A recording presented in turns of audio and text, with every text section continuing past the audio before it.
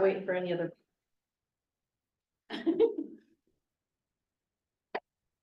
meeting to order. Roll call, please. Anne, here. Artis, here. Don, Here. Jim, Here. Mike, Here. Rod, Present. and Toby. Here. Right, rising. You want to kind of covered up the flag there. Where is it? Oh, Move that. flag. Thanks, Jen. Yep. I pledge allegiance to the flag of the United States of America and to the republic for which it stands, one nation, under God, indivisible, with liberty and justice for all. Okay. I need a motion for approving this afternoon's agenda. I move to approve the agenda as presented. Seconded. Motion's been made and seconded to approve the agenda. All in favor, signify by saying aye. Aye. Agenda is approved. All right, citizen comment. Did we have any written at all? We did it, I uploaded it to them. Okay, have we got, anybody online? I believe all the ones that would like to speak are in person. Okay, so if someone would like to come up and address the, health board, at this time, now would be the time to do it.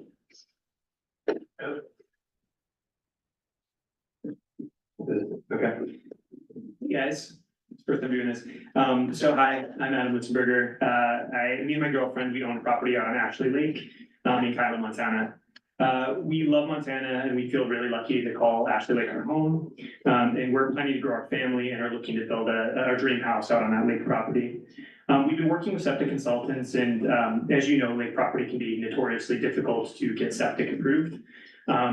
After a lot of research, we came across an alternative incinerator system that's built by EcoJohn called the Septic John Septic Alternative Wastewater Incinerator. Like this committee, we care deeply about the environment, and we believe this solution could actually be a better alternative to existing solutions, especially on a lake where you're dumping things in the groundwater, it goes into the lake, because this is actually a new technology that allows you to essentially evaporate the sewage, both black and gray water, into a small amount of sterile ash that can be easily disposed of. So at the end of a month, let's say you have like a handful of ash compared to dumping that water and the gray water directly into the land. The Septic John system is certified by the UL Solutions and CSA Group. That's a product, these create like trusted environmental solutions and standardization. And it was also awarded certification with the NSF, the National Science Foundation. We strongly believe that this system would provide alternative solutions to safety, disposal, and sewage, and keep our environmental clean. Unfortunately, the current regulations that this board, my understanding, helps set, does not necessarily allow this in Flathead County or in Montana. So these antiquated rules are limiting our ability or the ability for this incinerator system to have to be used. Right now, the requirements require that you have a drainage field for gray water, although this system does not require you to have, because everything burns at the same time. Let me just see where. We wanted to bring this essentially to your attention today and ask the committee to, look into this new technology and considering approving it for Flathead County and pushing it within the state. We think it aligns with your goals as a committee in ensuring that we have a clean and healthy environment for future Montanans. We understand that changing rules can take some time, but the purpose of this committee is really to make sure we protect the environment and make decisions that can really help the residents of Montana. So I'm really hoping that you guys will at least consider this. So thank you so much for your time and consideration. Thank you.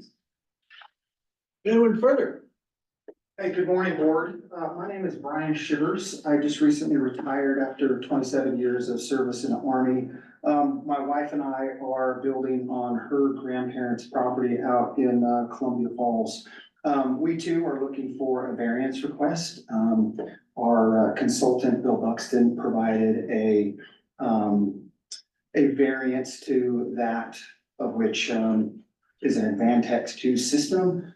Without going into details, you guys are smart on that. We're looking for your consideration in approving what we think is above and beyond what is required by the law, by the county to make sure that, like the gentleman before me said, is allowing us to build and then protecting it for the rest of the inhabitants in the area and in the valley. Okay, thank you. Naturally, that'll be addressed later on the agenda. Okay. All right, minutes from last month or November, actually. They have a motion. Motion to approve the minutes as written. Second. Motion's been made, second by Rod, to approve the minutes from November 2023. All in favor, signify by saying aye. Aye. Minutes are approved.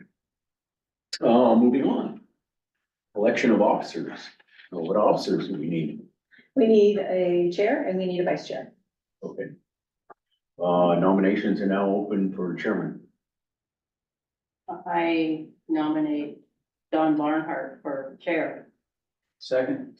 Motion's been made and seconded. Any further nominations?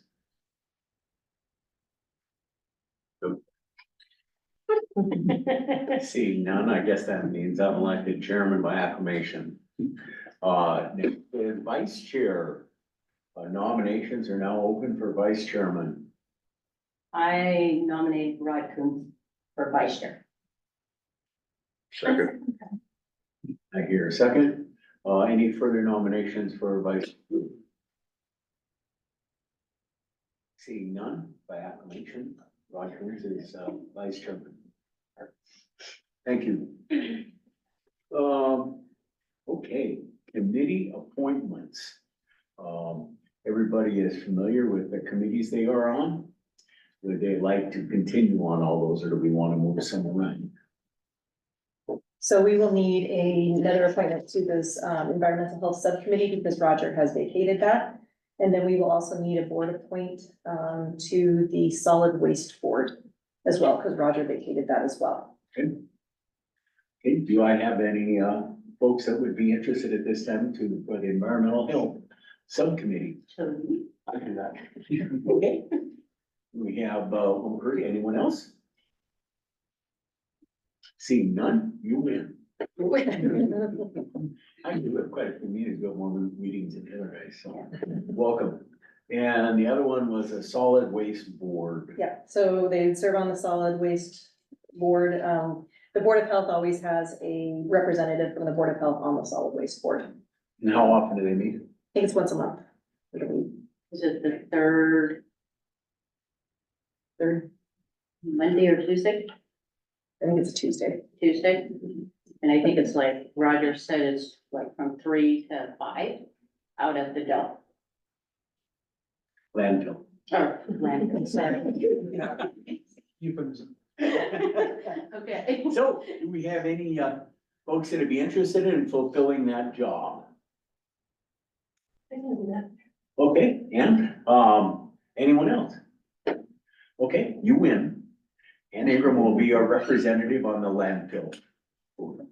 Okay, that's all right. That is it. Yeah, we're all good. Okay, now we'll move on to the Timbers appeal to the Board of Health variance, and I guess we would have Jim give us a report on that first. Sorry, I didn't mean to go out of order. That's okay. Good afternoon, I'm Jim Wodensky with Environmental Health. And before you is the appeal to the Board of Health regarding the Shivers septic application. As you can see in the documents that I provided, the issue that we have is depth of groundwater. And through groundwater monitoring, both in 2022 and 2023, this particular parcel did not pass the depth of groundwater. So through that appeals process, a denial letter was written by our office and provided to the Shivers. They employed an engineer to design a wastewater treatment system in hopes to address that. As you're well aware, you know, the issue that we're bumping up against is the 48-inch rule. And you know, this isn't the first time that we've encountered this. We have some things that are going through the appeals process, with DEQ right now. You know, given our current regulations and the state's regulations and, what we're trying to combat, unfortunately, we don't see how we can, permit a septic system at this location, so. The design that's been provided, by the engineer, again, is a level 2 treatment system. However, it doesn't address the depth of groundwater. You have to have the 48 inches of natural soil separation from the absorption bed, to the limiting layer groundwater, and, we can't do that with, what exists there, so. I don't know if you guys have any questions for me, or. Anyone have any questions? Yeah, I do. So the 48 inch, and you know, we've talked about this before, that's just one of many variables, correct? Or is that, I mean, in approving a septic system? Yes, one of many. So, but we've made it, and the state made it the number one variable is what we're saying. No, I don't think so. Okay. I think that, we look at each of the criteria, equally. It's just that, given the circumstances that we're encountering with some of these pieces of property, that it's been in the forefront. You know, maybe I'll let the subcommittee folks talk a little bit about some of that further discussion, about why 48 inches is important.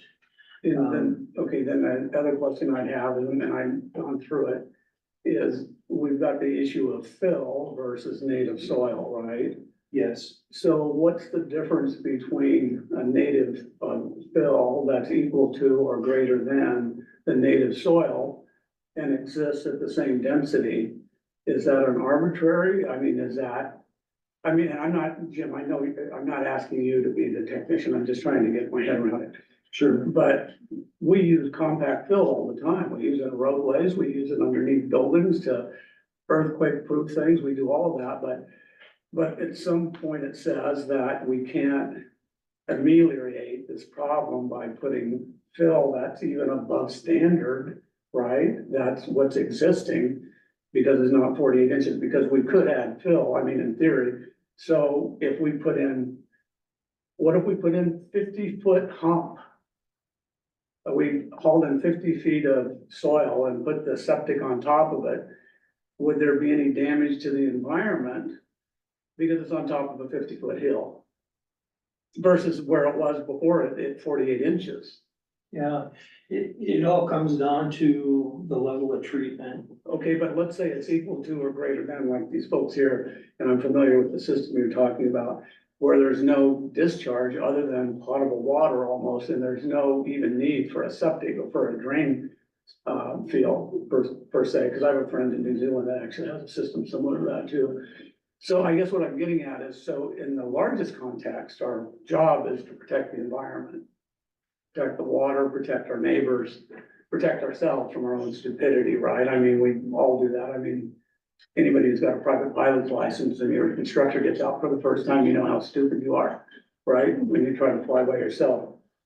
So it looks to me like we can meet, and I'm not arguing against the statute or any of that, but it seems to me that we can meet the mandate, and our mandate here is the mission of the sewage and septic program is to reduce the incidence of contamination of high quality state water through education and enforcement of safe practices. This is accomplished through environmental analysis and permitting of septic systems and investigating violations and complaints. So in theory, we can even do better and protect the system with these new systems. And I know we've talked about that too, but at the same time, the statute allows somebody who doesn't meet those statutes to continue to pollute the water. So let's say somebody's out there that didn't meet these requirements and their system went in 20 years ago, they're and they don't have 48 inches of clearance. But yet, we're not doing anything to punish them, not until they come back, you know, and need something to be fixed, right? So I guess what I'm getting at is that I think there's some ambiguity in this, and I really feel for all of you guys, seriously, because I understand this thing. But I think that in a septic system, there are components to the septic system, it's not just a holding tank. There's the discharge from the house, there's the grade that goes into that, there's the system, and then there's the sand mound system, the technology they have.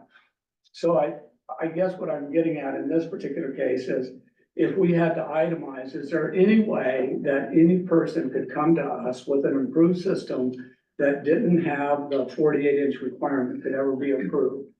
Would ever be approved? I mean, in your estimation, is there any situation that it ever could be approved? Well, I can't forecast what technology will emerge in the future. You know, I mean, some of the folks talked about the Eco-John and the incinerator systems.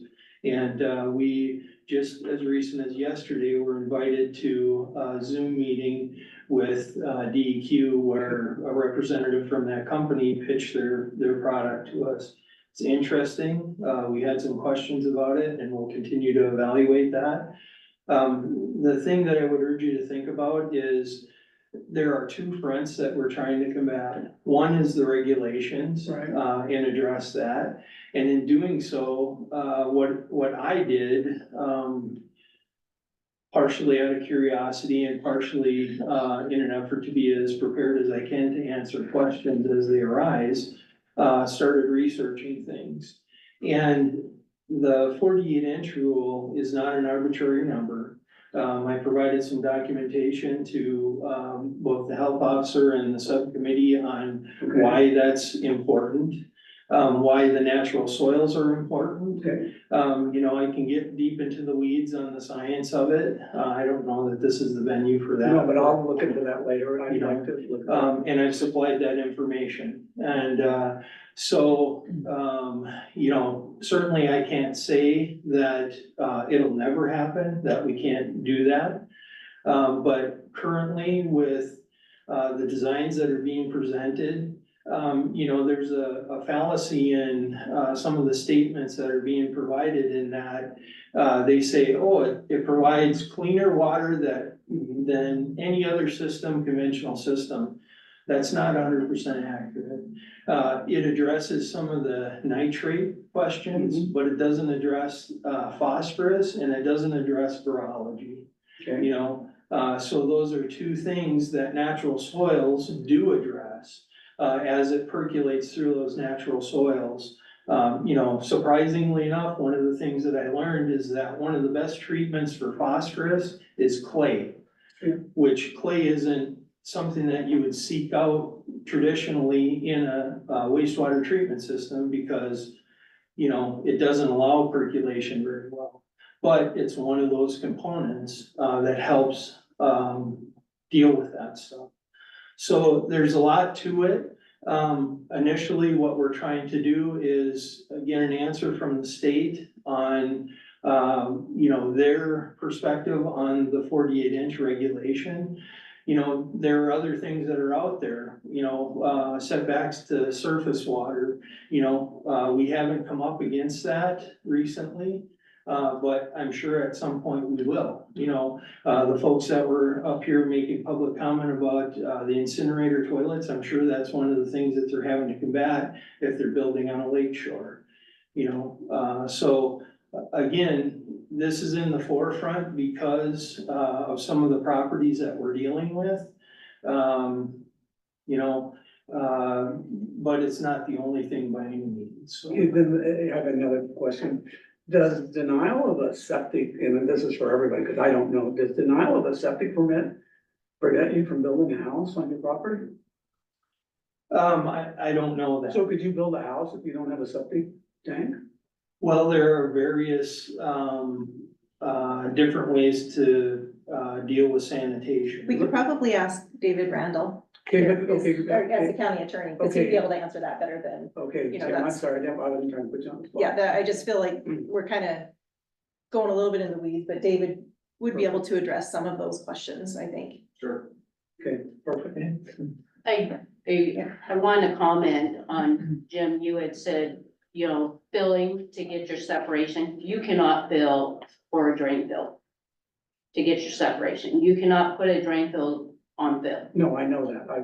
I knew that. right? But, I'm trying to figure out why. right, it's just a state law. That's the answer. That, and Jim, It's I wasn't state law. looking for you to solve a problem. Yeah, no, it Trying is to state law. clarify in my mind where these issues are, because I know your job is not to make, your job is your job, and you're doing a great job at it, and your staff, so I don't have any issue with that. I'm just trying to get clarification, what, you know, and you use the word arbitrary, I use the word arbitrary and capricious, and in this particular case, it's not capricious, but arbitrary has degrees of arbitrariness. And so I think that as we go through this and with technology is gonna change, technology is gonna get better, and I understand pathogens and some of those other issues that you're dealing with. But anyway, let's move on. I don't wanna get tied down in this. I do wanna find some more issues. I got some other things I wanna bring up. Just a question, Jim. So your recommendation is not to grant variance? So right now, we're at the appeals process, and I'll let the subcommittee address that, whatever their recommendation is on that, so. And that was discussed in that meeting. And just to address the question on new technologies, you're the one who keeps up on that, and you keep us informed about what's coming out and what's acceptable by the state, correct? Yes, you know, and as things are brought to us, you know, another example that I could point to is, there have been some manufacturers that have, produced some, plastic septic tanks as opposed to the conventional, cement, septic tanks. So as we look at that, we communicate with the state and see if they have any experience with it, if there are any things that, they're concerned about. With some of them, the construction, how they have to be, installed, you know, all of those things. And then we evaluate that, and likely, frequently what we do is we follow the state's guidance on it. And if they're okay with it, and that's why, like with the incinerator toilets, we reached out to them. And to date, they've only allowed one incinerator toilet in the state that I'm aware of, and that was through a deviation to their regulations. So, you know, so, you know, it's not that, again, I wanna stress that we're not trying to be obstructionists with people that are trying to develop their property or any of that stuff. However, we have to follow the regulations, and, you know, I believe that we're open-minded enough to try and evaluate things. And, as new technology comes up, or, you know, if a different perspective is offered and we can apply that, without violating the regulations and creating additional liability for the county, then, yeah, let's do it, you know, so. All right, thank you. Yeah. So, Do we want to have the applicant speak? wait, have you got someone else besides Yeah, yourself? so Bill Buxton is on board. He's in Arizona right now. He's our engineer. If Bill could speak, great. If he can't, then I'll step up. Absolutely, he certainly can. So, Mr. Buxton? Yeah, good afternoon. Can you guys hear me okay? Yes. Yes. Fantastic. I apologize. I'm sitting in 71-degree weather. I know you guys are getting hit hard in Kalispell there. But so for the record, my name is Bill Buxton. I live at 52 Bay Harbor Drive in Big Fork. I wanted to address some of the comments that were made before the board moves to a decision here. One thing that I want to mention, and I respectfully disagree with the opinion of the environmental health staff, in that the fact is, I mean, yes, we are asking for a variance against a rule that's a rule. And in that request, we are suggesting that we mitigate the anything that could be a problem, because the rule's there for a reason, with the development or the installation of a level 2 Advantex wastewater treatment system, and then also elevating the disposal field above the ground so that you have greater than 48 inches of soil separation. Granted, part of it is not native. prior to the water hitting the groundwater. And the 2 points that I want to make are that if you had a traditional wastewater system and you allowed just normal treatment, the water goes through a septic tank into the drain field and goes 48 inches exactly to groundwater, that will have a certain level of treatment that occurs because of the natural bacteria and stuff in the ground. The wastewater coming out of an Advantex, especially as it relates to nitrates, is far cleaner than the wastewater that you would have in a natural system. And so, if the interest of the board is to protect the groundwater, the level 2 system that we're providing, in addition to the additional depth, is far superior to what it would be if the groundwater was simply 6 inches lower than it is now, and you had just 48 inches of natural separation. The other thing to mention as well is that this is not the first time that these sorts of projects have been before the board. This nearly exact same project was for the board in September of 2022, where there was not 48 inches. The proposal was a Advantex level 2 system and a sand mount, and the project received recommendation for approval from environmental health, from the health officer at the time, and from the Board of Health. And I feel like that there's been, with turnover, a loss of history on what the traditional mitigation measures have been for these types of projects. But the bottom line is, if that groundwater was 6 inches lower and they put in a traditional system, they would be putting more waste into the water than they would be having installed an Advantex system in this situation. Also, the gentleman before, I'm sorry, I can't remember his name, had mentioned there's concern about the removal of phosphorus and virology. I do want to add, because it was not mentioned, that the project passed the non-degradation analysis, so that the issues associated with those things should be non-issues, because they did pass non-deg. Other than that, I'm available for questions, but that's really the only comments I have. Board, do you have any questions? Yeah, could you clarify why the phosphorus and virology is a non-issue with this system? Because we have to go through a non-degradation analysis that we demonstrate that within a mixing zone distance, I can't remember if it's 100 feet or 200 feet, according to the non-degradation laws, we have to meet certain thresholds in terms of nitrate levels in the groundwater, in terms of phosphorus levels and potential breakthrough to the surface water. And the project passed the non-deg, indicating that within the confines or at the end of the mixing zone, there are no non-degradation issues associated with this project. And again, had the groundwater been 6 inches lower, whatever the amount was, we wouldn't even be having this discussion because it did pass non-deg. Thank you. I have a question for you, sir, and that is, have you taken or are you familiar with cases that have been taken to the state DEQ concerning the 48-inch rule which comes from them? And what kind of outcome have we had on that? I'm not familiar. I think that these cases, unless they're a public system, stay at the local level. What I do know is that the Board of Health, the Flag County Board of Health, has approved these situations in the past.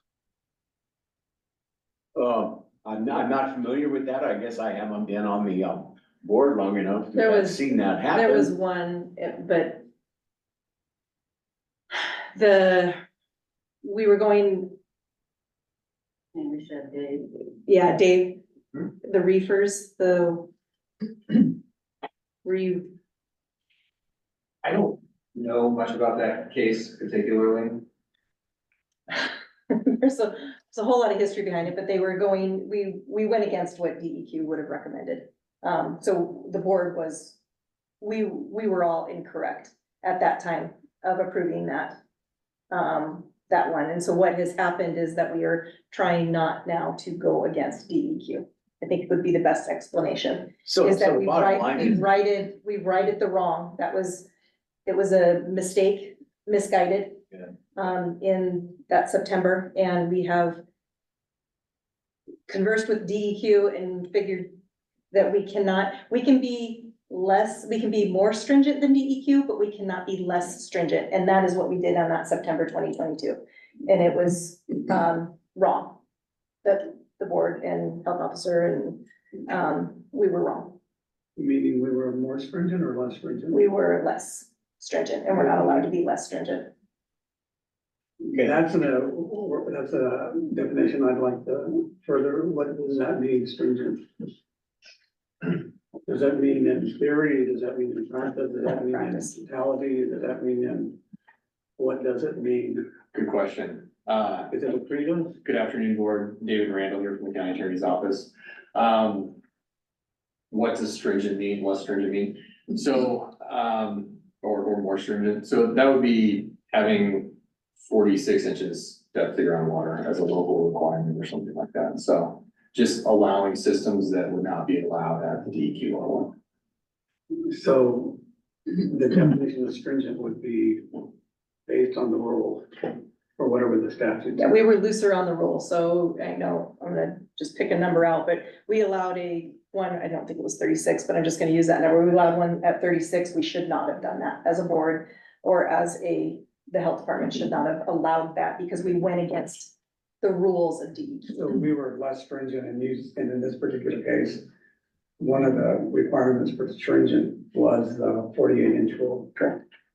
Not the other implications of whether it polluted the neighbors, whether it backed up into the house or any of that other, so that was so. That we was looked- the rule in Okay. September 2020.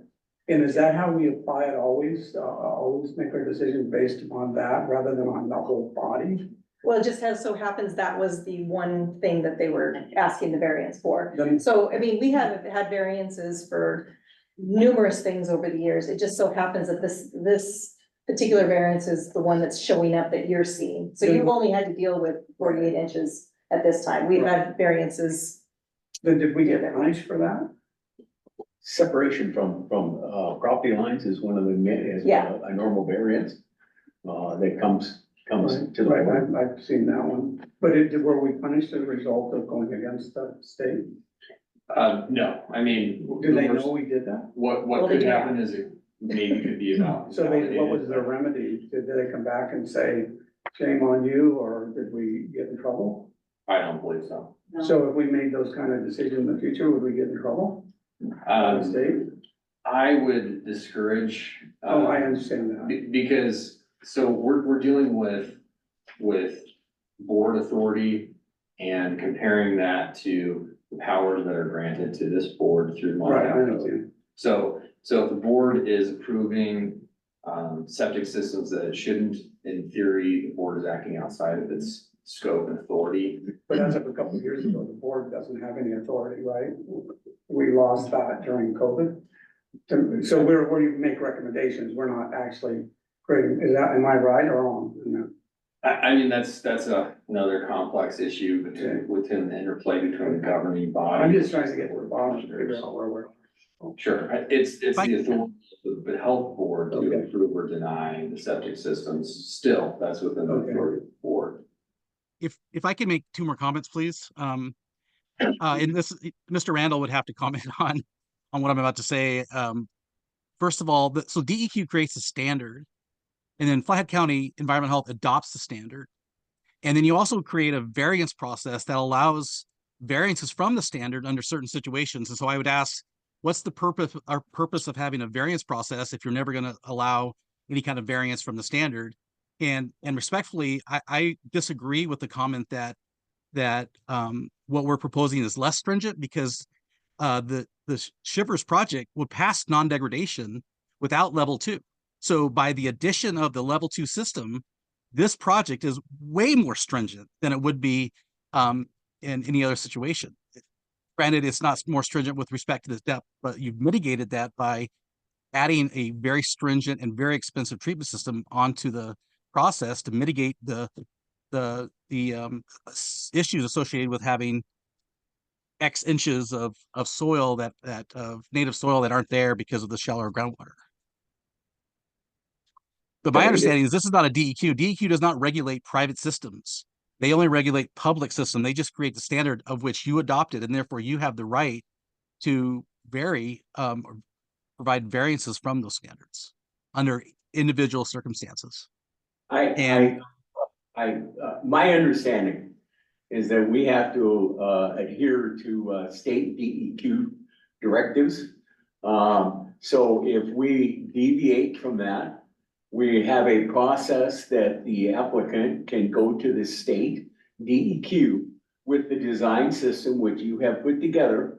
And if the state DEQ allows that system to be installed, that would be directed back to the county and would be approved under our health board. That's where we're at. Plus, we had a environmental health committee meeting. And all these things that everybody's talking about, including what you're talking about, the different systems, the different amounts, this was all hashed out and we spent a lot of time on it. Bottom line we came up with was to uphold the decision of the health department director and let it go forward to the state, as we were relying on the state rules for the separation. And there was a lot of discussion, and it has to come from the state DEQ to allow us to deviate from that particular rule. Am I right? Yes, that is what we decided. We decided that we would uphold the denial, and so that the variance can come back to the board. And then whatever direction it goes, if we deny the variance, then they can go to the DEQ to get their answer. And this is the process we followed how many times since we were going back to a 2022. We followed this particular process how many times? Numerous times, haven't we? Where we've upheld the health director's decision. Yeah, and we have one currently on its, well, I think you turned it in yesterday. David, when did you give them all that stuff? That we have one going up to DEQ for this exact thing right now. Okay. That being said, would you like to add anything else, Mr. Buxton, before we make a decision? No, just to say that I really appreciate you guys hearing us out. And do you know, has DEQ ruled on these in the past, or is that still remain unknown how they react to it on these situations? Like, Yeah, I don't have any prior knowledge of that. Neither does our environmental health director. He says we have not. So at this point, I would say no, we have not had that happen. okay, thank you very much. Okay, thank you very much, sir. Sir Randall. I have one quick question, and I'm not trying to be argumentative on this at all. When I went through and looked at the requirements, and we have on the county, we have what's called a deed restriction for an advanced wastewater treatment system. There's a form on the county website that we can use. And I'm not sure, does that indicate that?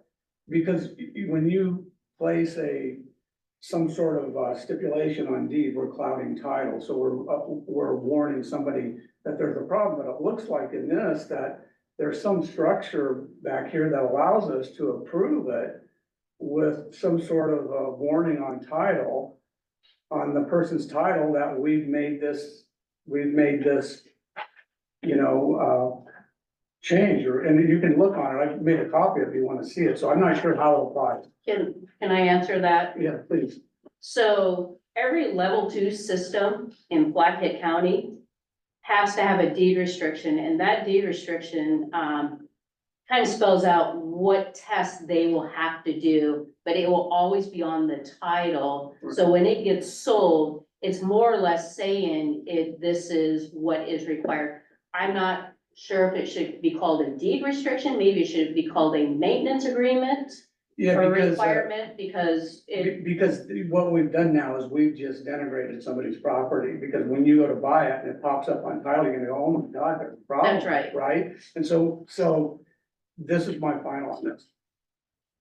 I agree with what I told the board, that I will follow those rules, but I don't agree with those rules. I agree that we should allow these folks their variance. That, I'm on record for that, but I also understand I have responsibility to the other stuff. I don't like that. When I was in the war, Sammy Davis Jr. came to Vietnam, and he was an insider, and one of the soldiers asked him, well, why aren't you protesting the war about being on on the outside like everybody else, and he said, because I can do more on the inside, so I'm hoping that those of us on here can do more on the inside to help than being on the outside and complaining, because, he has the hardest job, because he's gonna be the one who gets all the advertisement for this. But I think, and the bottom line in this, I disagree philosophically with the letter and the spirit. And I think that's arguable. You can take it to a judge and we can look at it and contact. In the spirit, I think in the spirit of the law, we can allow these to go through. I don't think in the letter you can, and I think that's where I have a real philosophical difference. Is I do not agree with the letter of the law. I agree with the spirit, and if we can make it better. There's a pit toilet in present time right by the river, not too far from where I live. I've never seen it pumped out, and 2 years ago, we had a flood. And so how does that get approved? By DEQ, did we approve that? Does the county approve a pit toilet? And it's a pretty nasty mess down there, but yet it's within 50 feet of the river. It's within 30 feet when the river's. So I guess there's a dichotomy, there's a contradiction here, and I'm trying to figure out, I know we can't solve all the world's problems, I don't have enough time by any means, but anyway. And we'll count on, Mr. Randall to keep the county and the board out of, trouble, which costs the county a lot of money, so, thank you, and. I do have a question. Oh, sure, Rod. Could a case be made that the DEQ is wrong because they're not looking at the new system in terms of, and I'm looking at all these groundwater tests and it only failed one time. I mean, if we look at this collectively, I mean, and again, I'm with you, Jim. I'm looking at this saying, you know, this is common sense. One time it failed, but we've got a system that goes over and above that the current regulations are not taking into account. And I think we have an obligation to take that into account because it's in front of us. I agree. And so could the case be made that we are in fact That's fine. bettering the system that the DEQ's regulations have? That's So I know this is where you go, you're on a jury and they say you can't judge the law, but you let the guy walk because you are in fact judging the law. So that's number one. I want you to kind of weigh in on that. Number two is I will be voting for the variance, just so that I'm on record saying, I believe our standard and our insight on this situation is stronger than the current regulations and that they need to update it. So if we are sending a message back to DEQ saying, hey, look, even though we denied the variance, if it goes that route, there are enough members on this board that are saying, we need this looked at. They need to update their standards. Can we be effective that way to at least start inching this is gonna happen more and more. The more growth we have in the county, we're seeing more and more variances. It's not gonna stop. We need to be in front of it, ahead of the curve, and not playing catch up with outdated Jim Crow sanitation laws. Sure, absolutely. I think that's a good discussion to have, and I encourage involvement with DEQ and their promulgation of their regulations, because I think that's really the source of where this is, since we're required to be as stringent as they are. Looking to the specific technical requirements in the ARMS 1735-914 sub 3. Under no circumstances may the vertical separation be less than 4 feet of natural soil. So in my mind, that prohibits any kind of variance where that separation is less. I don't see a circumstance where it could be. Whether or not the system is better, that's frankly should be discussed in the rulemaking process. The technology advances, rules need to be adopted and changed from time to time. So I think that's a discussion that needs to be had at the DEQ level. Certainly they would listen to local boards. Do I think the most effective way to initiate that sort of change is starting to approve permits that don't meet their current requirements? No. I think we need to uphold the rule and the authority that the board's been granted and apply what we've had in front of us. One final question. We're being asked for a variance. We're asking for appeal. We're- They're the appeal. they're But it's- appealing my yeah. denial, so the variance has not happened, this is an Right. appeal, yeah. But the bottom line is the word is variance. This is a variance. The variance would be, actually happen at the next. But first we have to adjust on the appeal. Right, this is the Yes. appeal, so this is not a variance right now. Right, Yeah. but a variance is a step away from the standard rule. In other words, we would be granting a variance if we said, we're gonna let this less than 48 rule go. And yet the DEQ has done its own deviance. They've deviated from their own rulemaking, but we're not allowed to make a variance. I'm just saying they can break their own rules, but we can't at the local level make that decision. I'm just saying I'm not following that. Go we just heard that the DEQ has made a deviation from their rules. They've actually let people, when a variance request has been denied, they can take it to DEQ. There again, it's the appeal. The appeal, they And can then it appeal. goes to the DEQ, and if the Correct. DEQ comes back and tells us, that system will meet their requirements with the, variance or whatever, the variable, the groundwater Right. system, then it would come back for us to go forward with granting a variance, and we've set up that timetable, when we did that not that long ago, Jim put that all in order for us, and so that's kind of. So if I understand the process. Yeah. I'm just saying that there's even, if they grant that at the state level, they are in fact making a deviation from the rule.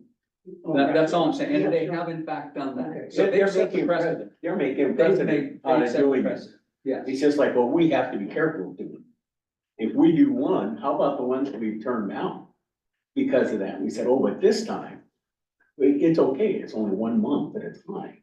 So we have to be really careful of that too. I really try to protect one of my jobs, I think, is to protect the county. From this, I think, lawsuits and stuff are unnecessary if we follow the law.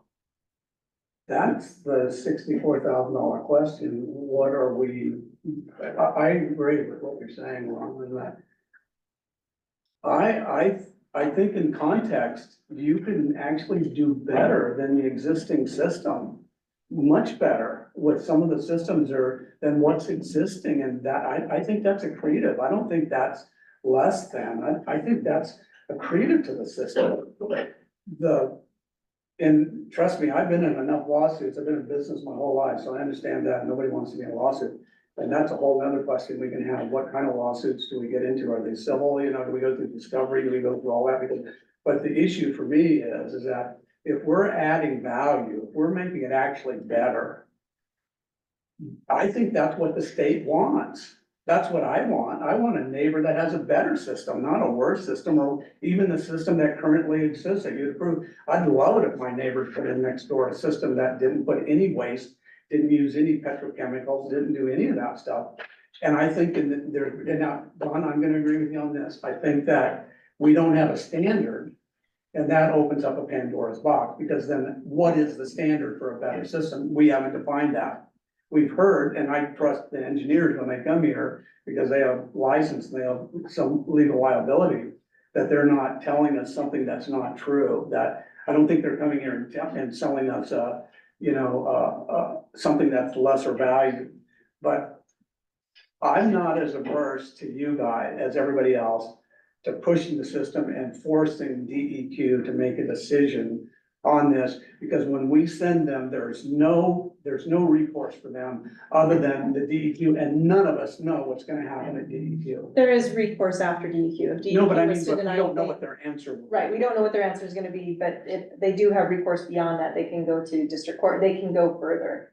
And how- It's not just dead in the water right, when they go there, so there is other things, but that's also what we're doing, is that when we are denying them, we are sending them on to DEQ to try to make DEQ look at these things and give us an answers of to why. and we And can't. if we just keep it at the local level, I think we're kind of, we're just spinning our wheels here unless we force DEQ to start making So you're decisions. saying we can't force DEQ, they have to force. We are trying to we are doing it by, Forcing them to encumber. well, them. the variance prior to this is the one that Jim and his group have had put together a ton of discovery, and David and everybody, And we've just sent it this last week to DEQ to try to force a decision on this. Okay, so can I ask then, is our intent as a board to make it so it's in these favor down the road? Is that what we're trying to do?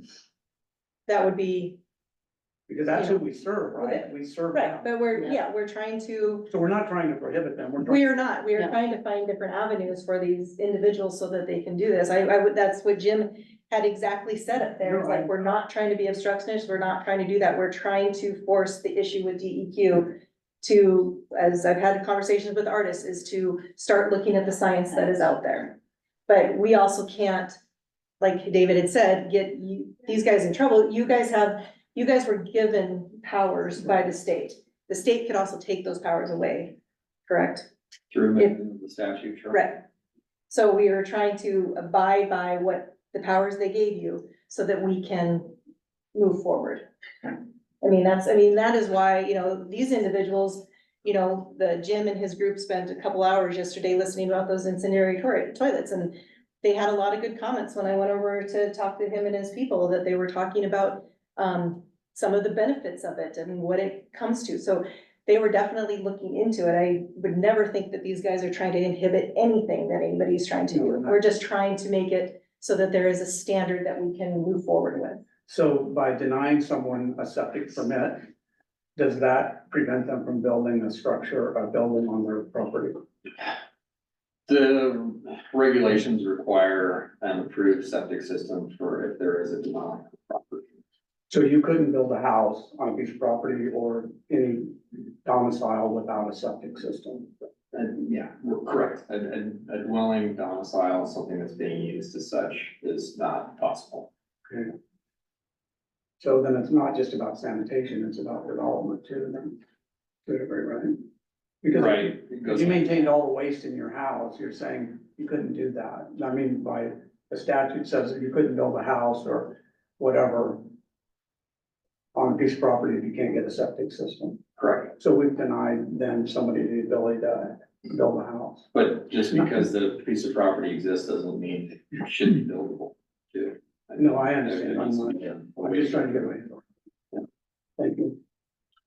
Just for clarity, I think we seem to be making an assumption that the DEQ is not looking at these advances in technology, but we don't know that. In fact, I think Jim makes the argument that they are looking at them. It just may take some time. Oh, I absolutely agree with that. The difficulty I have is the complexity, the science that's involved in this process, I do not have the expertise to make a decision for a variance based upon what a company tells me about the waste that comes out of their treatment program. That's a newer technology. So it's difficult for me to approve that without having that expertise. That's why that's why I would rely on Jim and the DEQ to have that scientific knowledge. Michael, but I would disagree, because then if I went to the doctor and I don't have the complexity of a medical doctor, why should I take their advice? But that's why I'm saying that the DEQ is a doctor here. Well, and I agree with that, and here's what I disagree with. And I don't disagree with it in terms of reality, I disagree with it because of how the system works. We have people here in front of us today that need a decision. Today, they have an issue today, if your pipe breaks, you need it fixed today, but yet we're relying on the system to come up with a solution sometime tomorrow. And if we can't I think being passive is one thing, and we've had this conversation. If we've had this conversation for 20 years and we're still having it, then we need to push it at some place to try to get a resolution sooner rather than later. That's all I'm trying to get at. And if we can poke the frog early and get it to jump, I'm all for that. What I'm not for is allowing it to just continue to go on in 10 years from now, having the same thing when we got people here. We have people moving to this valley all the time now and issue land, and who can even afford to live here now with the cost of things, and land being one of the issues we have because we're in a limited supply. So I'm all for pushing it, not getting into a lawsuit. I certainly agree with what Jim is doing and his department. I have no problem there, but I think we have to be a little more proactive in this. Now, if you've never been in a lawsuit and you have been on the other side, and one of the big things with the lawsuit is how much it's gonna cost. right? So every time we go to DEQ, we file a lawsuit, how much is it gonna cost them? And how much is it gonna cost to appeal it to the Supreme Court? Are you talking 50,000, 100,000? Who wants to be the sacrificial lamb for that, right? So I'm just trying to figure out, is there a way we can solve these earlier rather than later? And it looks like we're saying we can't because of the way it's set up. But at the same time, I don't feel like I'm in violation of the standards of the county. If somebody comes here with an approved system, like I respect my doc, when my doc tells me low my blood pressure, I do, even though I don't want to or don't think it. And so when I have an engineer who's accredited in this town, comes to me and comes, I automatically believe, just like I believe in Artis's group, do they know what they're talking about? I hope so, because I can't learn how to fly a plane tomorrow, so we have to rely on that. And I do know technology is changing. I've been looking at it and been studying this for months now, and there are systems that are far superior to what we have today. In New Zealand, for example, has one of the most stringent environmental laws in the world. And my friend there, and they have a system similar to what you're proposing there, they have over there. And so that's all I'm getting at. I just would like to see us be able to push it a little bit quicker and help these people get to a solution that's beneficial to them sooner rather than later, because we're holding back, we're keeping them from achieving, their dream and what they want out of their property and what they want out of their life. And I personally am one of those people that I want people to enjoy Montana the same way I enjoy it by living here. Perhaps a more effective thing though for the board to do is to send a letter to the DEQ and ask them to speed up the process of looking at these new technologies rather than giving someone a variance, which may or may not in the long run be the right thing to do. I think, I'm just trying to get to the bottom of it too, with everybody else. All right, have we had enough discussion on this item to move to the action of this? Is everybody good moving forward?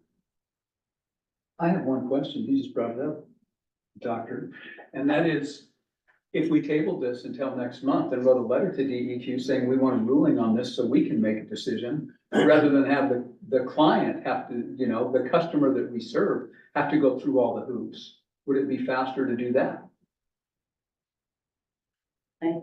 I'm just asking the question. I don't know. My experience with DEQ is I don't think that they'll give you an answer. Mhm. I think that they'll just expect it to be appealed. They're not. That's precisely why I'm with you. And appealing, people can do that themselves. They don't necessarily need to hire an attorney. I mean, it's akin to appearing before this board, at a hearing. Yeah, but when you get a letter from an attorney, it carries a lot more weight than when you write a letter to the editor with your signature. I mean, it does for me versus registered letter versus, regular mail, right? I mean, the DEQ still has the factors that they need to go through, just like this board is going through these sort of factors today, even though the applicants aren't represented by an attorney. It also seems to me that the issue is to resolve that, to avoid the problem is when a piece of property is sold, it's sold with the proviso that there may or may not be a separate problem, rather than trying to chase your tail up and down afterwards. Is there any solution to that? Like these properties that are sold that they can't get a septic system for, shouldn't they have been? They should have asked before the they were question. sold? They should ask the question. There's nothing preventing someone from buying property that you cannot put septic system on. As a matter of fact, I've been involved in many where people have actually started a house on them and they go, oh, by the way, I need a septic system. Now I'll move towards a septic system, but they've already got their house out there. We see it all the time in this, and Jim has people coming in and say, now I need a septic.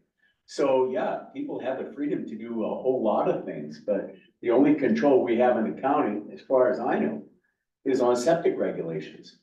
We don't have building permits, it's septic regulations, so, yeah, so, would someone like to move to a vote on this? I have one last question. Right now with septic, we have this issue with porta potties, right? With, that way we're gonna put out here. And right now I understand that material can be taken out into a farmer's field and dumped in the field, right? And filed under.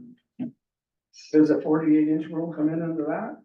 That's a whole nother DEQ permitted process. No, but do we require 48, did they require 48 inches from where we drop the stuff into the water table? And yet we got raw sewage on top of land? That's where I'm saying, that's where there's inconsistency in this, because we can allow that down in the valley to go down and dump 1 million gallons of raw sewage on somebody's property. And I know you're not solving, I'm just thinking, but that's so the DEQ says you can do that, but you can't do this.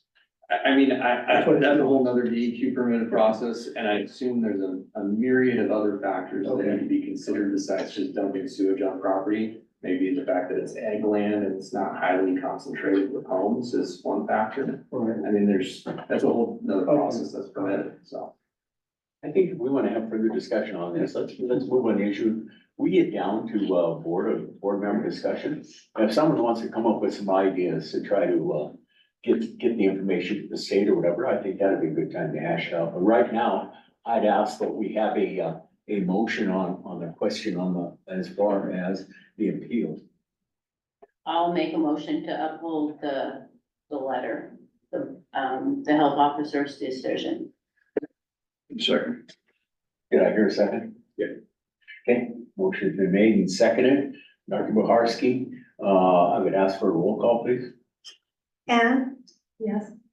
Artis, Yes, Don, Yes. Jim, Yes, I'll have to go along with it. Mike, Yes. Rod, No. and Toby. Yes. All right, motion's approved to uphold the health director's letter of denial. Thank you. Okay, moving on.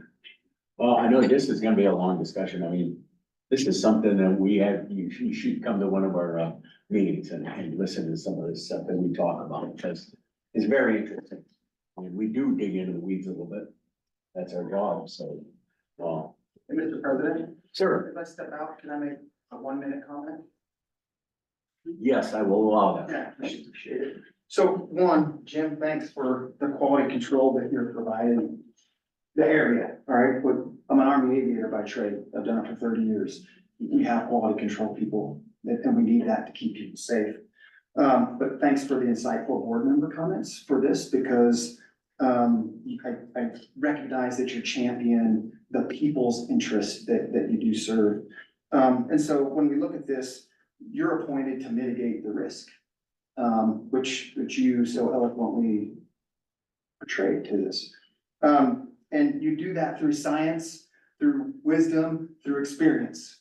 And that's what a 30-year colonel does to lead soldiers. And so the comment I want to leave you with is that, one, while we're making this better, pushing this up to DEQ now is akin to me telling a soldier to fix soldiers' problems. And that's not what leaders do. Leaders are the ones and their staffs that champion that to make it better for everybody else. So that's where I'm at. I am the soldier who now has to kick this up to DEQ because perhaps the staff is not championing the issues that we already see. This is something bigger than an individual, a citizen can take care of. This is something that the city/county has to champion based on experts like Jim and experts like the lawyer and staffs like yourself. Thanks for your time. I appreciate it. Okay, thank you, sir. All right, moving on. Departmental reports, we'll start with animal shelter.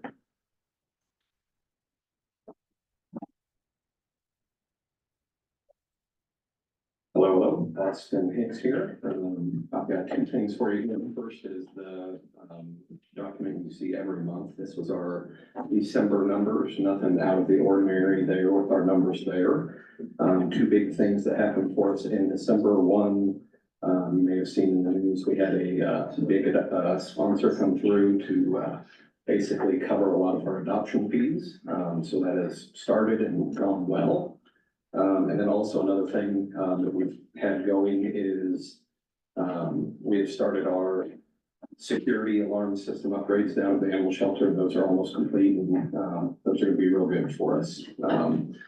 So I don't know if you had any questions over the monthly numbers there, but I also included another document here that this together. This was our numbers over the last 13 years. A lot of different information in there that I'll let you take a look at if you have any questions, but the big thing I saw in this was our numbers were up. They were the highest they've been in, since, 2018, 2017 in some of those categories. So if you have any questions, I'll be happy to answer them. Board, any questions? I do have one on your seized and custody. Yes. Did you have a hoarding? Where's 25 dogs? That's just for the month. That Oh. seized custody are the ones that animal control brings in. So Okay, they animal see control, those, okay. they brought in a total of 26 dogs that month. Okay. Any further questions? Seeing none, thank you, that's a great report, thank you. Moving on, community health.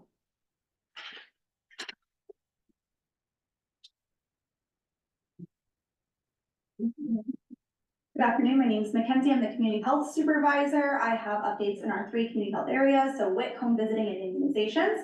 For WIC, numbers continue to look very good. There's no real program updates there. For home visiting, looking at December, they had a couple of different activities that took place. They had their pictures with Santa, which they've been holding annually, that had good attendance and is really fun for the families. The Northwest Montana Association of Realtors partners with our program every year to provide Christmas gifts to many of the families that are in that home visiting program. They generously did gift 25 families Christmas gifts this year. They always go above and beyond. They do such a beautiful job picking out gifts, wrapping them. Lots of care goes into that. And I know those 25 families were very thankful. Additionally, the home visiting program provided their annual update to their advisory committee. The main point that I want to pull out for you guys is when they were looking at numbers, in addition to giving their caseload numbers, they took a look at how many kids they actually serve in their program. So for some history, the Parents as Teachers, which is our home visiting program, requires you to identify one focus kid when you enroll a family, and that's the only kid that counts towards that caseload. As you can imagine, most families have more than one kiddo. In those families, all of the kids receive our services, our screenings, our referrals. So definitely important to look at the total number of kids we're serving, not just the actual caseload we can report on. What we found was that compared to caseload, most home visitors were serving about twice that number of kiddos. So just keep that in mind when you see our home visiting numbers, that really, double that is getting our services in addition to their parents as well. For immunizations, similarly, our numbers look great. They're up compared to last year. That is in part because we are reporting on our COVID immunizations in addition to RSV, which has remained high. We are seeing our typical slow season. So usually January through March is a slow immunization season coming off of a busy fall. We're seeing that we are continuing to offer walk-ins on Wednesdays in addition to appointments throughout the week. Our maternal child health block grant nurse, Hannah, has recently become certified to provide presumptive eligibility. Presumptive eligibility is temporary and immediate Medicaid that is for women that are pregnant so that they can get immediate medical services while they wait for their Medicaid application to go through. This is a service that we've provided in the past at the health department, but with staff turnover, we just lost the position that provided that. So we're thankful that Hannah stepped up and is providing that service. Finally, last time I was here, I told you we were pursuing a lead poisoning prevention grant. We were awarded that grant, so that is funding a 0.4 FTE for us. That's going to be added on or is added on to a 0.6 existing FTE that is vacant, so it's creating a full-time vacancy. We're wrapping up nurse interviews for that position this week. The focus of that grant is Medicaid eligible children, in addition to kids that engage in WIC and home visiting services. As well as Head Start services. We also provide, we're gonna focus on parent and provider education, and we will provide blood lead screening to the kids in that focus area, in addition to other kiddos that call and request blood lead screening. So that's all the updates I have. Does anyone have questions? Questions, board? Very good, thank you very Thank much. Population health.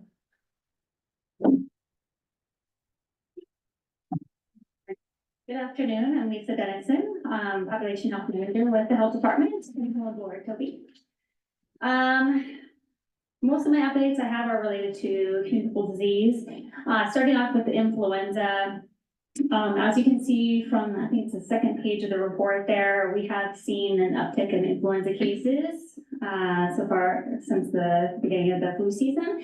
To date, since the beginning of flu season, we've had 945 influenza cases reported to us through our weekly surveillance activities. And then we also have seen about 87% of those are influenza type A. We have within the last few weeks have seen influenza type B just slightly trend up a little bit, which is in previous years, what we normally see. Influenza B starts to kind of pick up a little bit towards the latter part of the influenza season. So kind of to be expected there.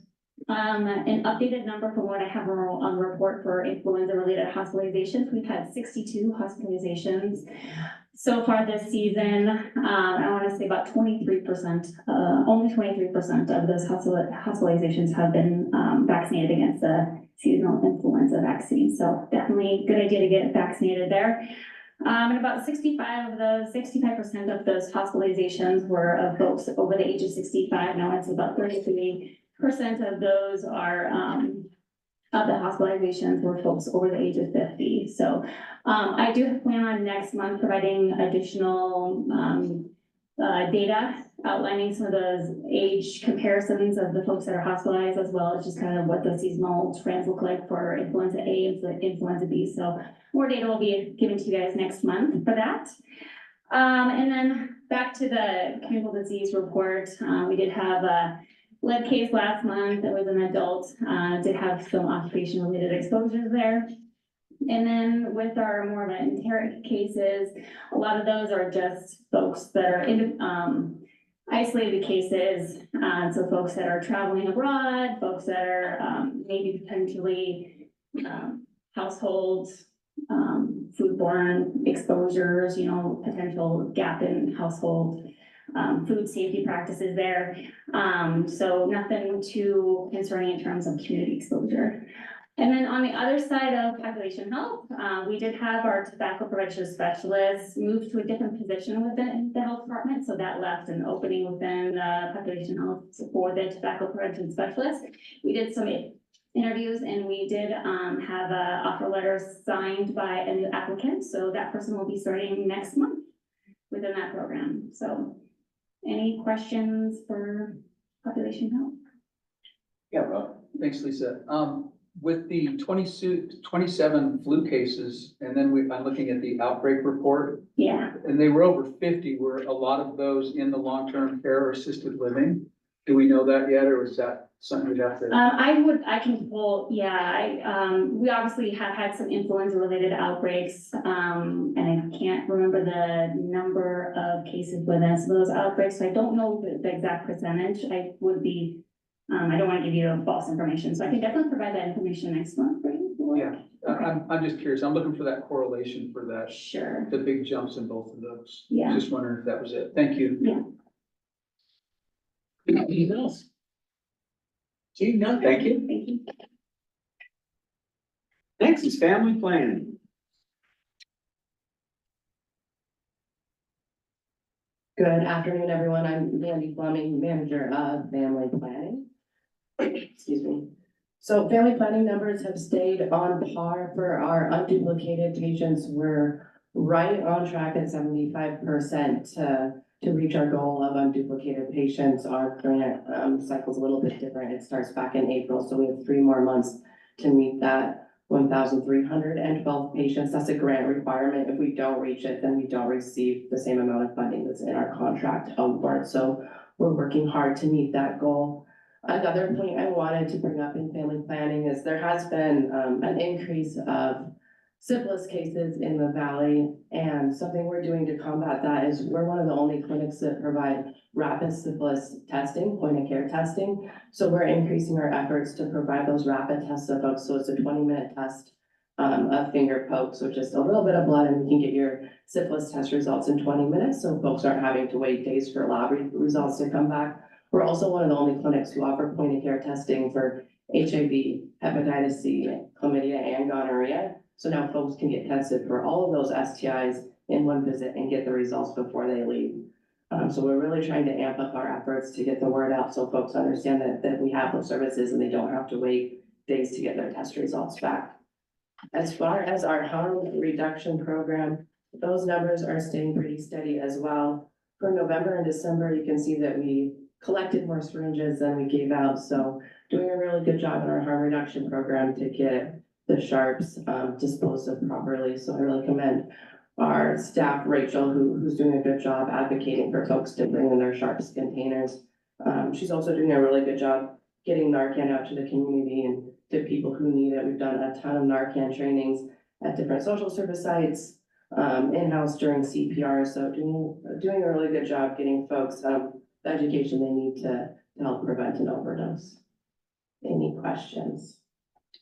Yeah, you mentioned that there's an uptick in syphilis cases. Is that correct? Did I hear that correct? Yes, sir. But I don't see that reflected in the communicable disease report, but that is there's a report on it. Yeah.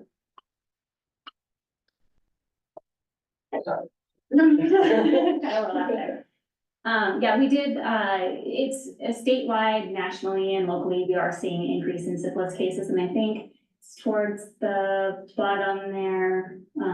We do have some of the information listed.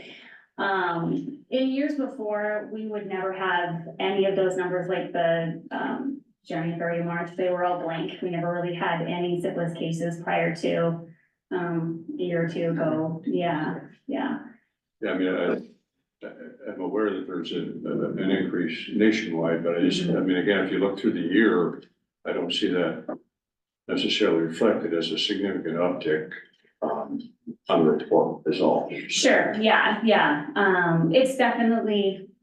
In Montana in general, and DPHHS has definitely put a lot of education out. So hopefully our efforts are working in Flathead, and we're combating that with the rapid testing and with some education. We're seeing it just overall in Montana. Yeah, within the last couple of years, we've seen an increasing trend, but before, I mean, it was definitely a disease that we just never really saw. Good question. Any other questions? Yeah, I have one. Yes, sir. You say the rapid testing and a lot of that, a lot of that happen here in our clinic? Yeah, so we offer the HIV, hepatitis C, chlamydia, gonorrhea, and syphilis in our clinic for STI testing. I'd say 30% of our visits are STI tests. So we are seeing it every day, all day long. Okay. Yes, sir. Thank you very much. And another thing we do, is we treat in clinic as well. So we have a limited pharmacy license and a provider dispensing license. So folks don't have to go to the pharmacy to get treatment. So after the 20 minutes, if they're positive for chlamydia or gonorrhea, we can give them the antibiotics in clinic to start that right away. Yeah. Thank you very much. You're welcome. All right. Jim, environmental health, please.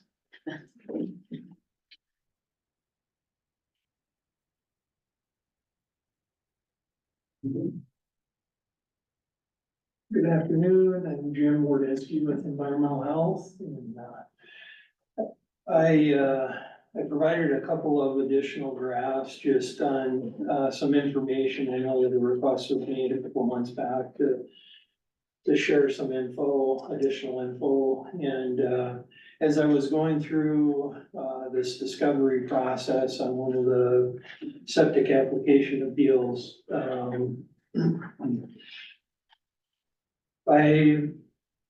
we were compelled to go back and look at 4 years worth of variant stuff. So this was some of the information that I gleaned out of that.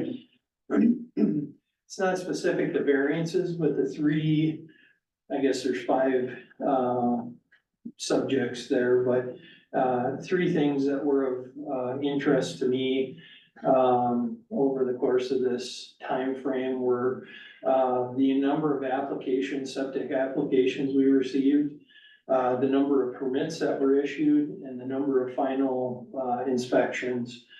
So one thing that I'm very, very interested in as I look at this, and this kind of speaks to some of the comments or questions that were brought up earlier in the meeting.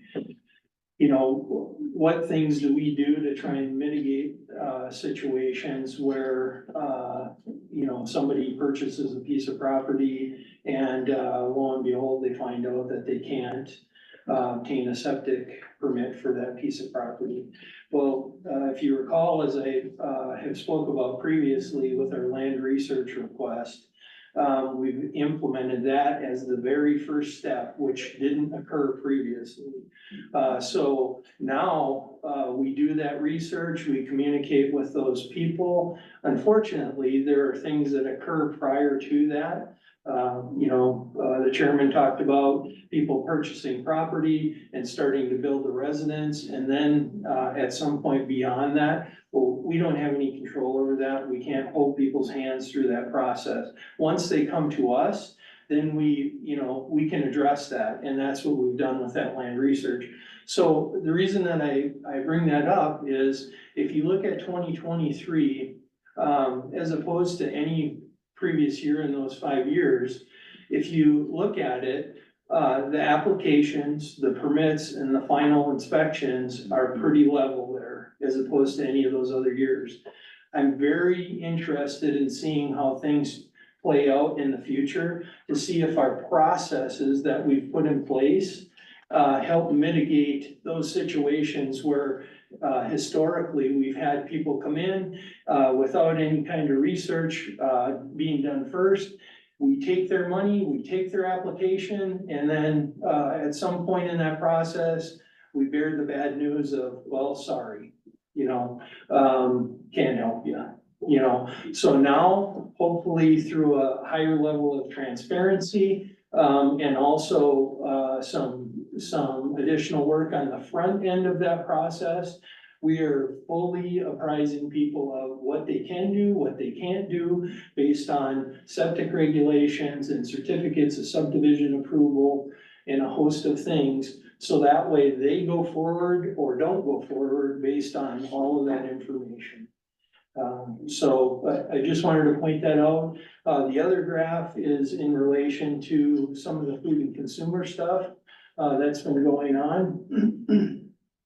So, you can see one of the things that I point out is the food inspections have, to me, increased significantly over the last few years. And, the question always exists that, how many vacation rental properties are we seeing? Is there an uptick in that?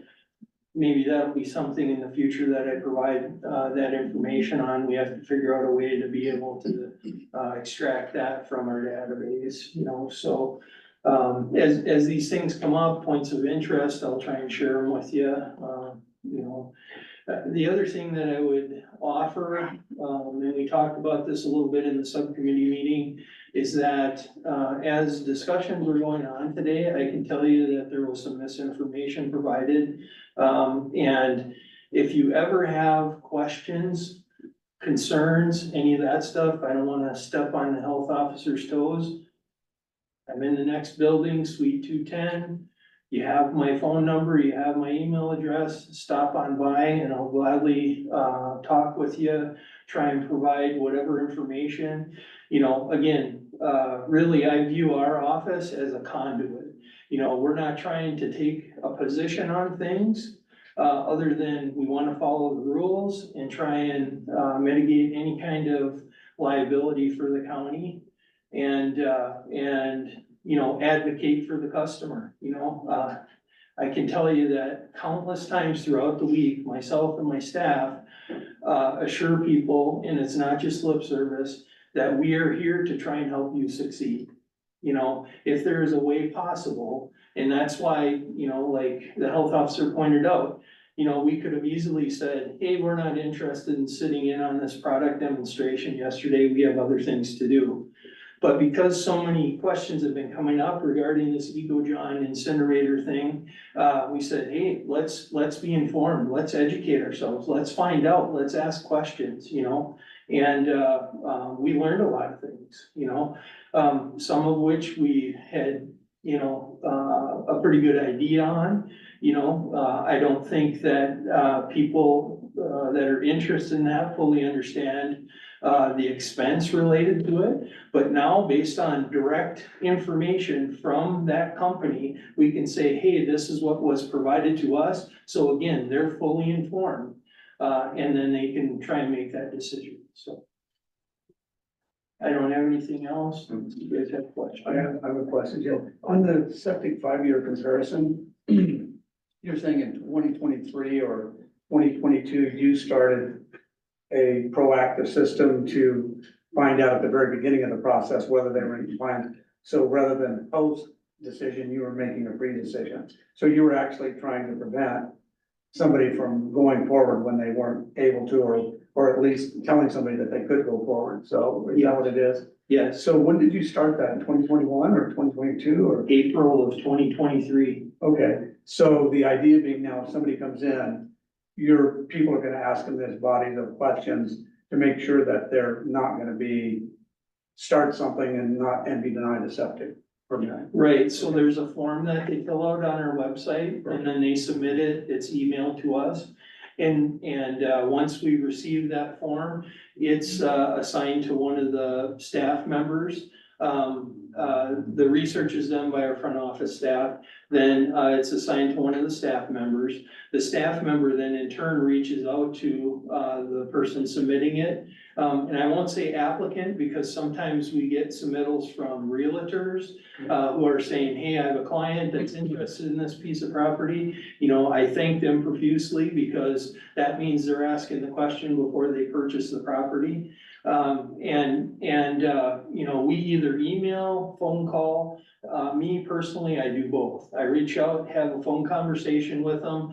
And as you can imagine, based on all this information, it's tough to retain all that stuff. So I let them know up front in my phone conversation with them, hey, you don't have to worry about writing all this down or trying to remember it because I'm going to recap our phone conversation via email. And I will provide you with all of these research documents that we have, you know, gathered together in this process.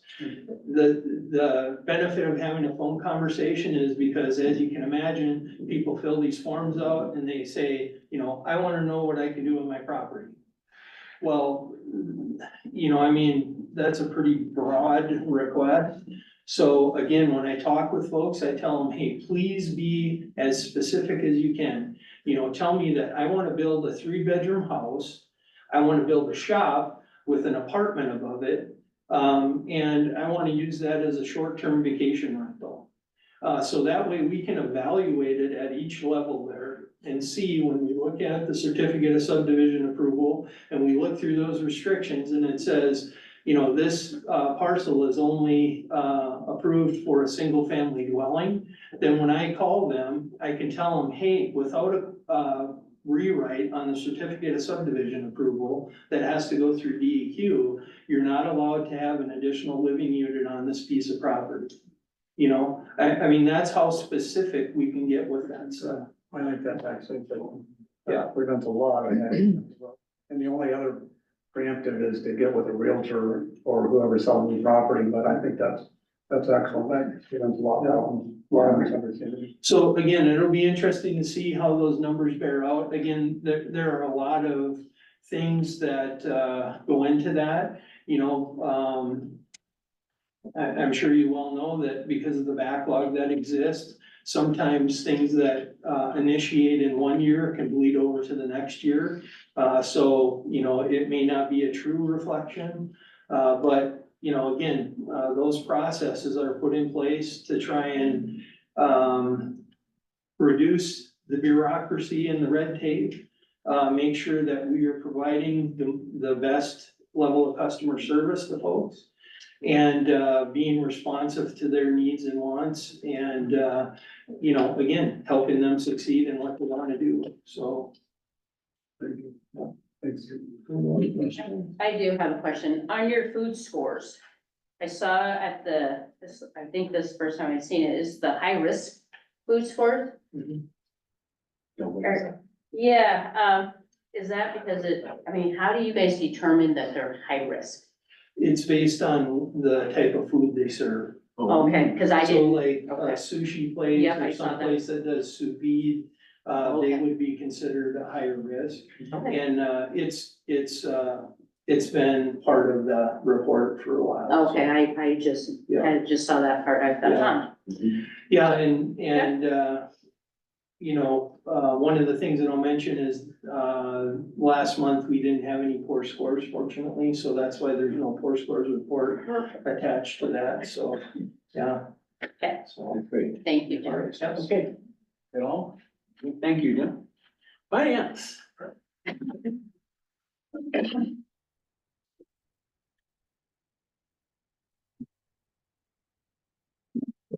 Good afternoon, I'm Kirk Zander, accountant for the health department.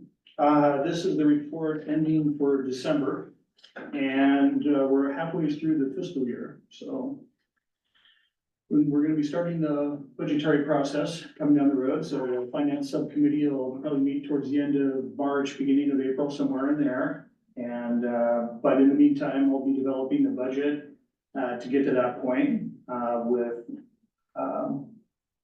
the health officer. And the cash balance that we had at the end of December was just under, or just around 1.4 million. And a lot of that was because we had the tax receipts that came in, about 900 plus, in November. And so that gave us a boost. We really don't have much. We are right where we should be. So.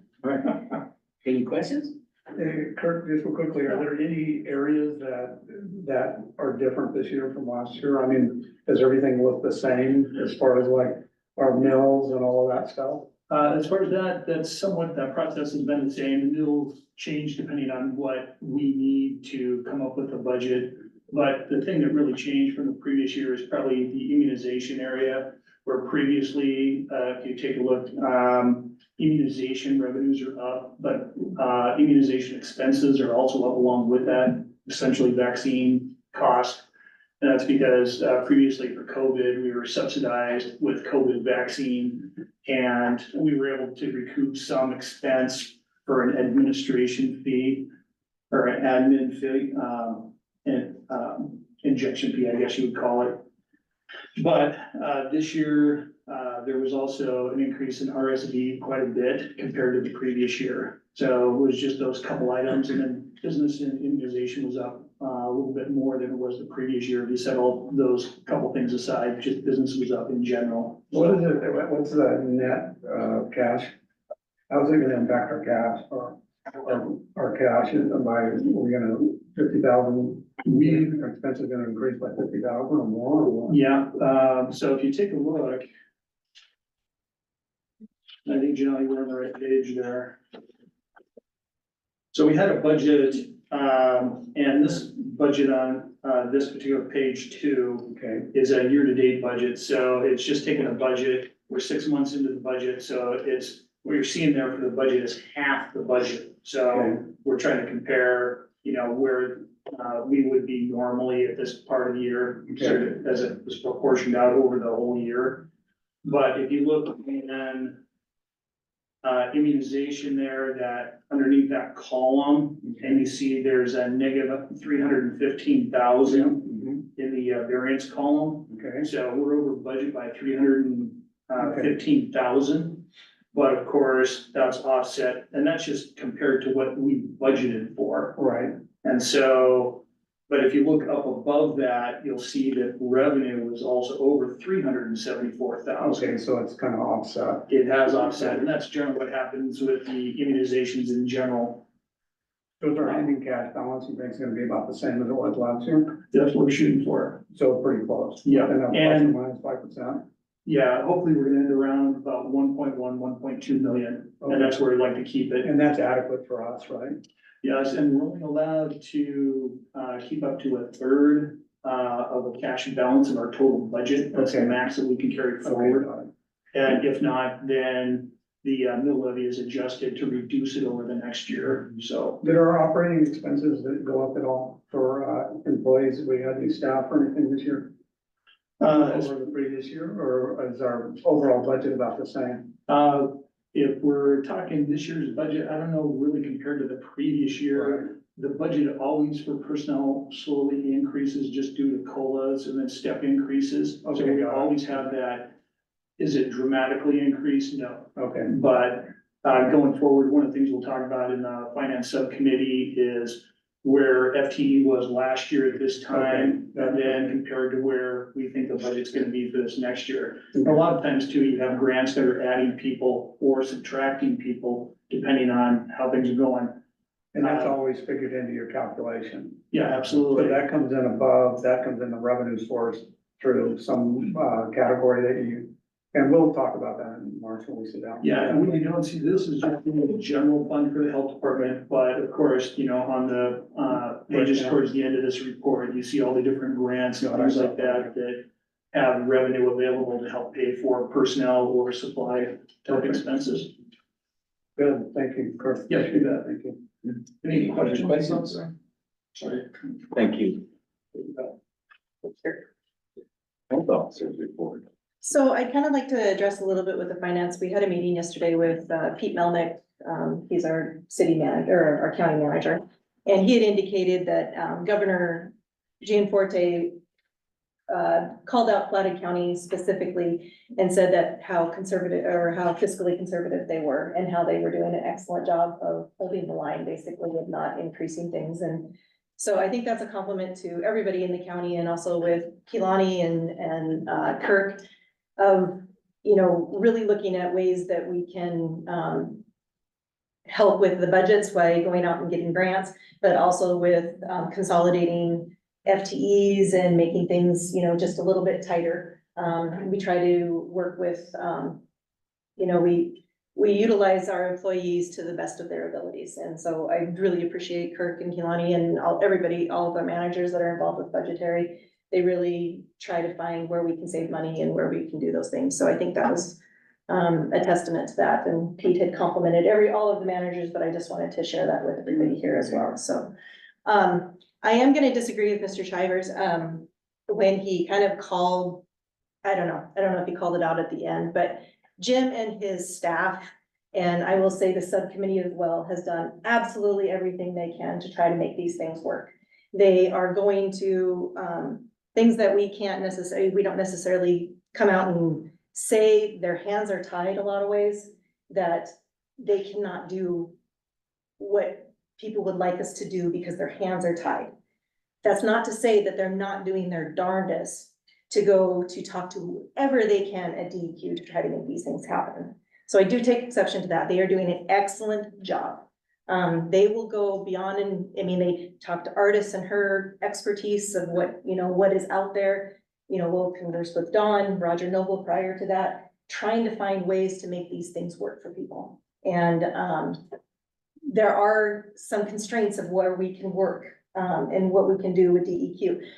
In this discovery that we have, we can't talk to this Sean individual at DEQ because he's going to be reviewing the discovery of information for that variance. So he's the person that we talk to make some changes, but we can't talk to him specifically about that issue because he is making those rulings. So that ties our hands. So we are trying our darndest, and they are doing an excellent job. And Janelle did an excellent job, and Jim and everybody over there trying to pull all of this stuff for discovery. I can't even tell you how much time, I would guess probably 80 hours at least, that they've put in to try to get all of this information for the past 4 years to take to that discovery, to take it to the state. They are not slacking in any way, shape, or form. So I just wanted to get that on record and to say they are doing an exceptional job. And that includes the subcommittee as well, because the discussions that we've had to try to make these things work, and if there's any workarounds, they have worked and talked it out. Just like Don said, you know, talk to them and see what we've talked about in those. I'd also like to compliment Austin. I talk to Austin daily about what's going on at the shelter. He is finding so many things that we can improve out there. May it be extension cords in the ceiling through insulation that we didn't know existed, to upgrading the security system and making things better, to working with donors that are making the lives of the animals that we have to try to get them out there and get them adopted more. So I truly appreciate everything that he's doing out there. He's doing an outstanding job. So those are my updates. That's all you got? That's all I got. Do you have any questions for Jim? Seeing none. Okay, committee report, environmental Health Subcommittee, I think we kind of talked about what we had come up with, but Arda, do you have anything you'd like to add? I mean, the only thing that we did really talk about was the variance and so forth, and how can we try to move forward. And we did kind of ask the question about DEQ, you know, can we go to them, and our hands are tied because we can't talk to Sean Rowland. Because he's the one going to be voting. Him and Aaron Pettis are going to be deciding if on that variance. So. Also within the subcommittee, I think, variances aside, Jim has, in his group have implemented something I think that is even a higher level of customer service that they talked about, is that Jim calls anybody that has a potential expiring septic system. And he calls them individually and lets them know that they can extend it. Where previously people apply for a septic and it would go to the wayside and they may forget about it, and then they have to come and then they have to reapply and do everything. So Jim is going a month out, giving them a warning, you know, like, hey, what would you like to do? Would you like to extend this? And like, oh, I didn't even know it was gonna expire. And they've done such an exceptional job. And I think that, you know, will help with the numbers as well, that they are giving the people the option. It's a higher level of customer service that people weren't receiving before. And I truly appreciate what they're doing with that, because it's just a higher level of customer service. So. All right. Next, board member discussion. Who would like to start? Rod? I'll start. I want to compliment you and the entire health department staff also. One thing I've said, serving with the city and then now with the county, our taxpayers are well served and they're well represented. And I see that in every department level. So that somebody can say something out of anger or frustration, believe me, it's not being personally attacking your department. I think that can go without saying. I want to compliment you, Ann, for stepping up and doing solid waste. And we, on the city, on the city, we had somebody who sat there and he loved it. He said it was the best board appointment he's ever done. And so I'm hoping it will be good. I just don't have time on my slate, or I would do it. It would be a good one. So thanks for stepping up for that. And I do look forward to that. And then the last thing I'll just say is, the only issue I have, and the reason I voted no, I said why I was gonna vote no. I have a problem with rules versus legislation. And that's it. Legislators are a direct link to the people who make rules. And, you know, what the county attorney even said, and he's citing ARM, you know, he's not, it's part of Montana Code Annotated, but it's different. It's rulemaking. And we don't have legislative representation for rulemakers. As you found out, we can't even communicate with them. So that's the reason I voted the way I did. It doesn't mean that I don't agree with everything you said about the legal stuff, but I have to philosophically take a stand and say that's where my line in the sand is. I think we're smart enough here to go through the information and make an informed decision. Even if we're not scientists, we can rely on the right people to make an informed decision. I think local control is always better. And I'll leave it at that. Thank you. Anyone? I don't want you to think that I have any disagreement with Jim or anybody. I understand, Jim, your job, and I understand yours, Jim, for sure. Where I do disagree, and I don't disagree it's not in a negative way, is I think all of us bring a different energy to the board. And none of us are the same. I mean, snowflakes look the same, but they're not. And I think that as we go forward, I think if, for me, and I hope for all of you, that it's more incumbent that everybody speaks up and speaks what they truly feel. That gives us a better dynamic rather than, I don't feel like we have that completely yet, but that familiarity, and like what Rod was saying, I think that we need to speak up. And we have in my businesses, and I've run many businesses and I've sold many businesses to big corporations. We have a term in the boardroom, we call it smoking them out.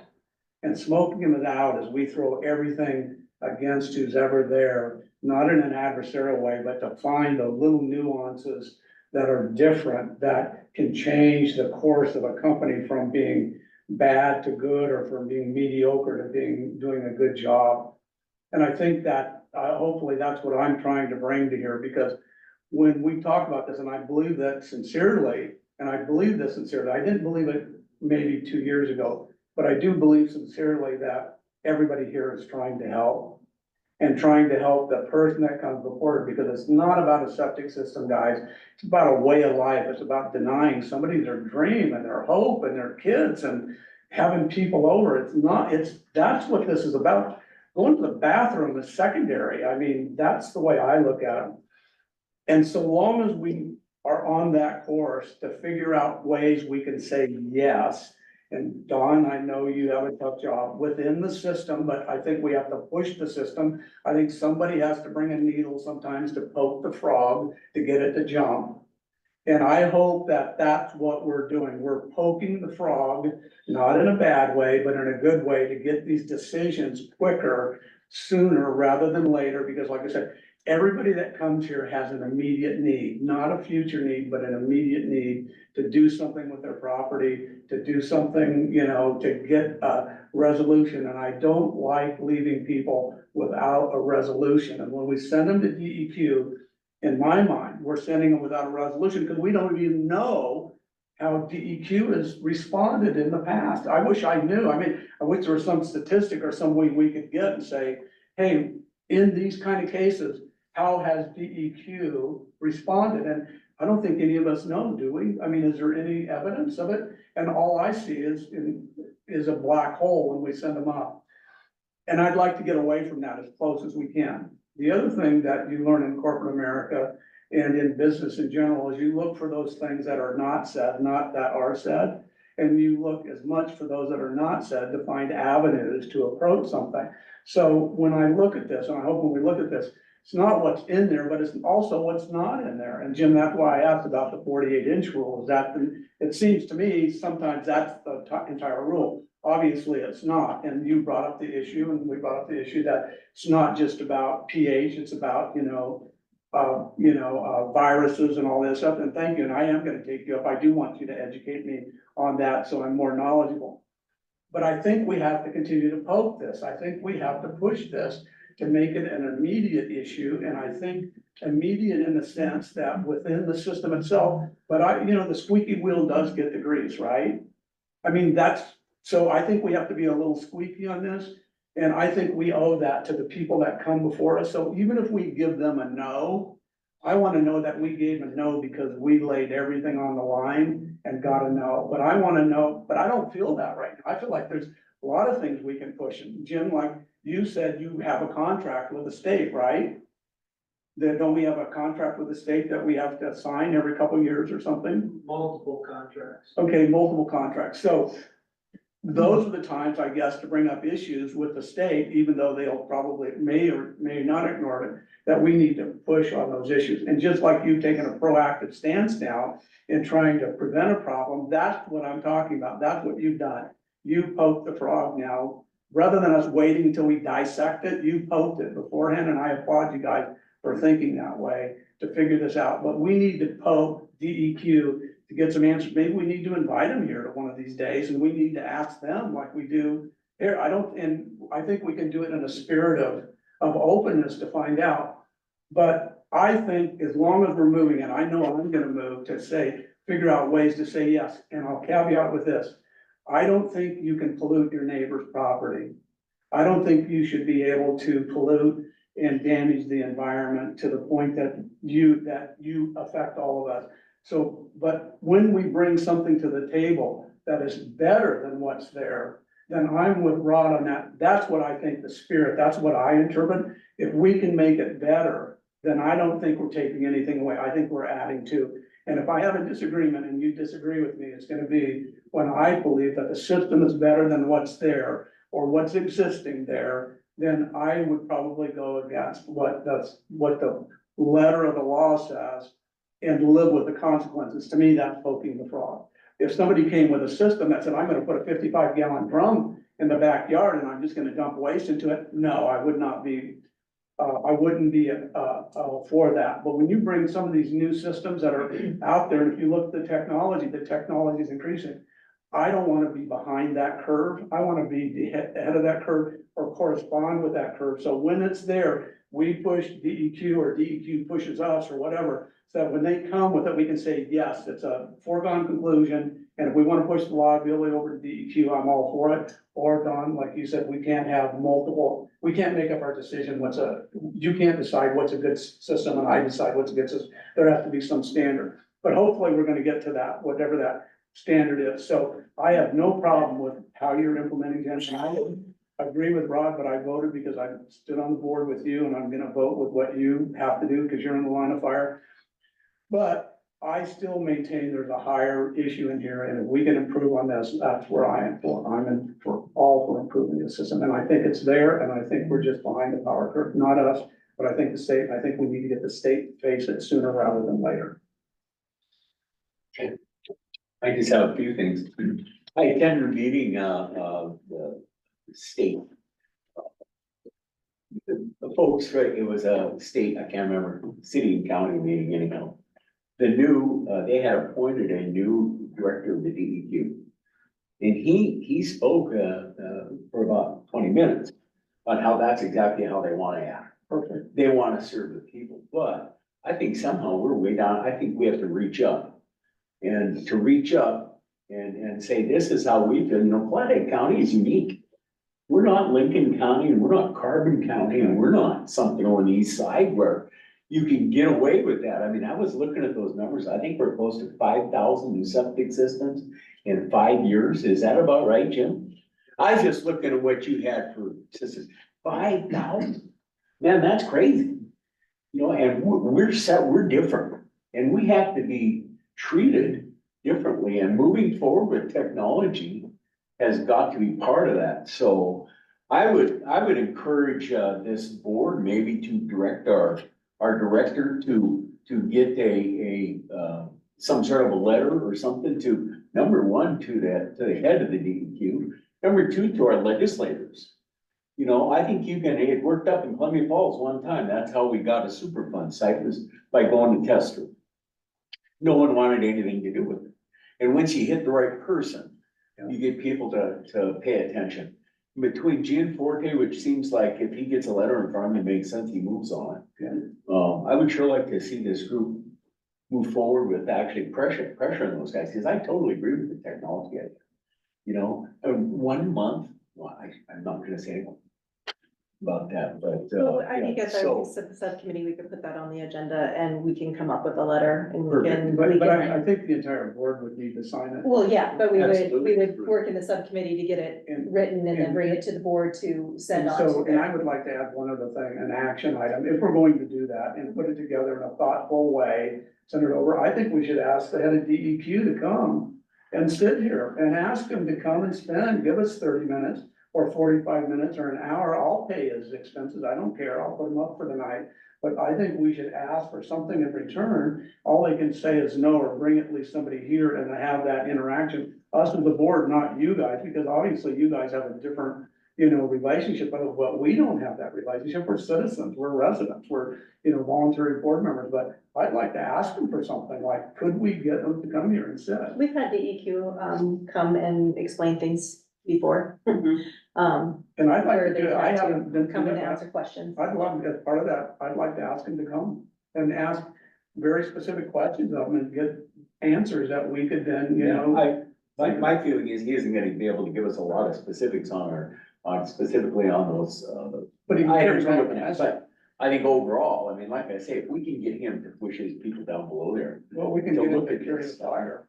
Yeah, absolutely. That's all I That's have. where I was going with that. Okay.